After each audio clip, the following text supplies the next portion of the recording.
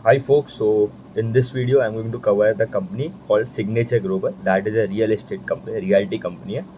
And इनका अगर देखो तो दे आर मोर इनटू, आप देखो अफोर्डेबल एस्पिरेशनल मिड इनकम वाले सेगमेंट में ज़्यादा केटर करता है. ठीक है, सो एनसीआर रीजन में ज़्यादा प्रेजेंस है इनका.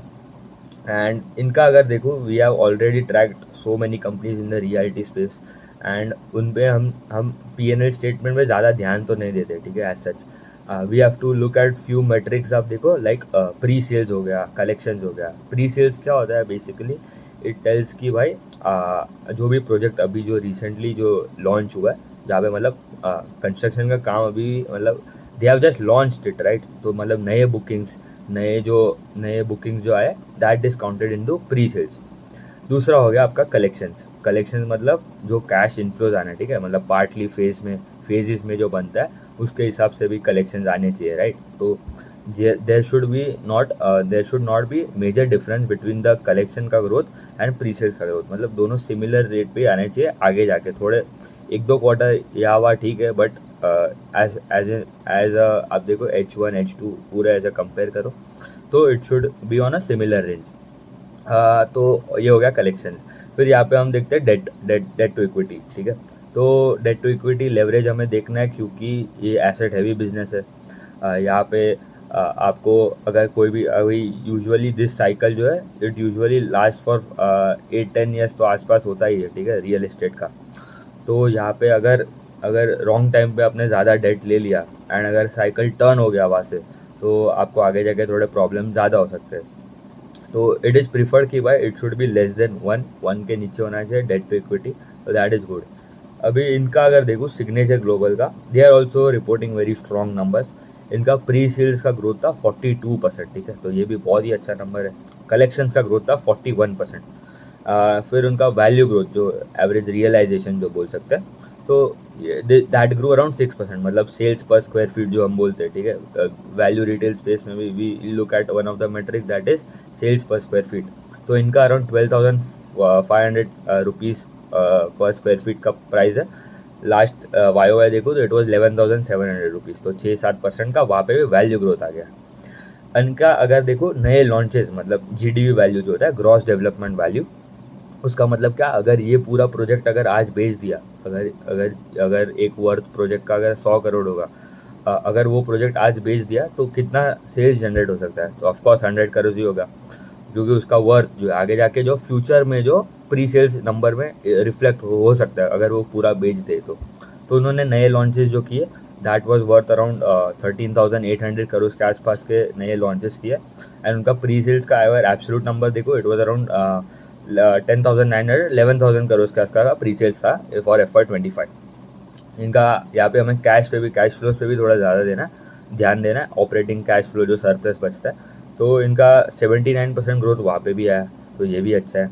इनका डेट भी देखो, डेट टू आपका ऑपरेटिंग कैश सरप्लस का जो रेशियो है दैट इज़ अराउंड 0.54. ये पहले था 1.2 टाइम्स के आसपास था. तो that is also come down to 0.5. तो दैट इज़ ऑल्सो गुड कि भाई एक 1 से कम होना चाहिए, दैट इज़ गुड. इनका अगर पूरा पोर्टफोलियो देखो, पूरा अगर इनके जो भी प्रोजेक्ट्स हो गए उसमें से जो रिसेंटली लॉन्च प्रोजेक्ट्स है that contribute to 30%. Ongoing जो प्रोजेक्ट्स है दैट कॉन्ट्रीब्यूट 20%. एंड जो फोर्थ कमिंग मतलब आगे जाके जो लॉन्च होने वाले हैं in the future that is around 50%. मतलब अपकमिंग जो प्रोजेक्ट्स है वो समझ लो. अभी इनका गाइडेंस फॉर FY26 ये भी मतलब तो अच्छा खासा डिसेंट गाइडेंस है. They want to grow their sales by around 21%. Pre sales growth का गाइडेंस इज 21%. कलेक्शंस का ग्रोथ का गाइडेंस इज 36%. एंड नए लॉन्चेस मतलब न्यू लॉन्चेस जो आप जिसका GDV value that is around 17,000 crore के आसपास का नए लॉन्चेस आने वाले इन FY26. तो ये भी मतलब अच्छा खासा नंबर है GDV वैल्यू के लिए कि भाई आगे जाके this number can be converted into sales में भी मतलब अच्छा खासा लॉन्चेस भी हो रहा है. इट टेल्स कि भाई cycle is on a upturn.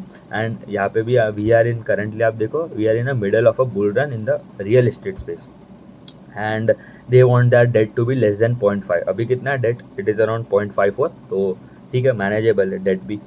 And उनका अगर देखूँ यहाँ पे हम वैल्यूएशन अगर देखें, valuation metric is like pre sales market cap by pre sales देखना है. 1 year forward market cap by pre sales हमें निकालना है. अभी यहाँ पे एन्युटी इनकम तो है नहीं, मतलब इनका रेंट वाला सेगमेंट तो है नहीं, मतलब कमर्शियल वाले सेगमेंट, मतलब इन आप देखो लाइक कंपनीज लाइक प्रेस्टीज हो गया, मैक्स एस्टेट्स हो गया, सनटेक हो गया, उनका एन्युटी वाला पोर्टफोलियो है, तो दे यूजुअली गेट थोड़ा ज़्यादा वैल्यूएशन मिलता है उनको, क्योंकि उनका सिक्लिकलिटी थोड़ा कम होता है, क्योंकि डाउन साइकिल में भी उनका consistently every month every quarter उनको मतलब रेंट तो आएगा, रेंटल इनकम तो आएगा ही।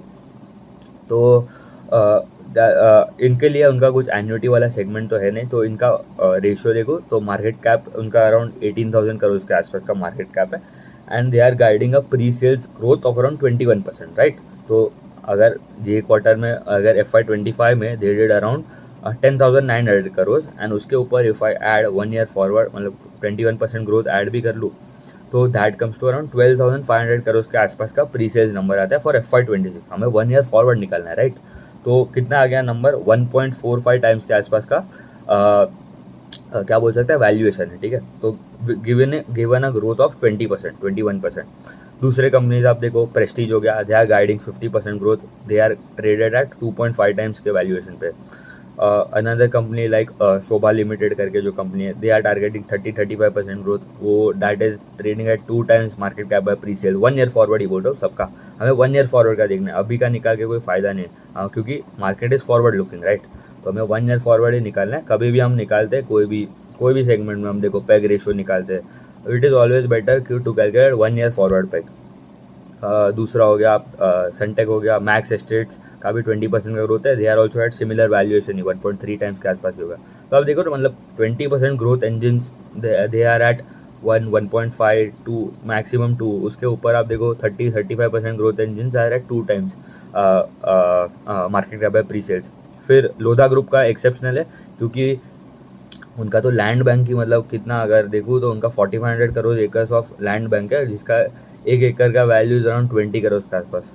तो मतलब अगर कुछ बेचे बिना भी उनको, अगर बैरन लैंड भी अगर बेच दे, तो उनको 90,000 करोड़ ऑफ प्री सेल्स तो वहाँ से ही आ जाएगा, अगर कुछ बनाया नहीं ऊपर उसके ऊपर। तो इसलिए उनको थोड़ा मेट्रिक आप देखो, उनका 5.56 टाइम्स के आसपास का उनका मार्केट कैप प्री सेल्स होगा, क्योंकि उनका लैंड बैंक ही इतना स्ट्रॉन्ग है। लैंड बैंक इज बेसिकली आपके जो लैंड परचेस किया आप लोग ने, अभी आप द कंपनी जो परचेस किया है लैंड, उसके ऊपर उसका वैल्यू क्या है, अभी कितना एकर्स ऑफ लैंड खरीदना है, या मिलियन स्क्वायर फीट जो भी मेट्रिक होगा, एंड वहाँ पे उसका GDP वैल्यू, उसके आगे जाके मतलब क्या वैल्यूएशन पे उनका लैंड बैंक ट्रेड होता है। तो it is also strong indicator कि भाई आगे जाके आपका कितना सिमिलर टू आप देखो लोधा ग्रुप जैसा।